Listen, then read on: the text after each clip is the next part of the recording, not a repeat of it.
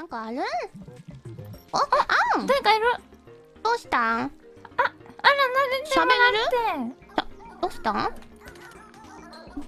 なんも言葉通じないみたい通じないね。ワンワンなんじゃなくて、じゃあ羊2人ともまあ羊なんで羊だったの。羊になったことはある。羊の言葉だったら通じるかな。ブーめーめーブー。まとめ先輩のやべえ、惜しかった。もう一回やろう。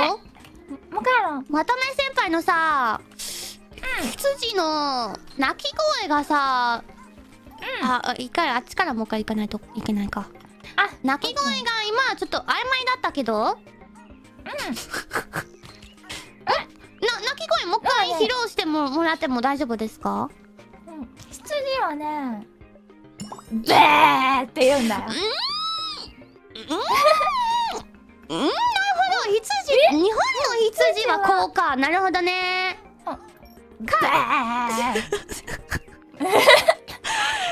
の羊はね、めーめーめー。そうだよ。ヤギはね、ベーなんだけど、そっか。羊はね、ベーって。そんな。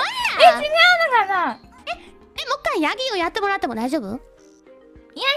ヤギ。ベーメーメー。羊。ベー。ちょっと待って、それはマジで？そんなの気づいたことないんだけど。羊の方がね、低いんだよ。しかも、あれ偽シープかって。じゃあ、ベーって感じ？バーバーって。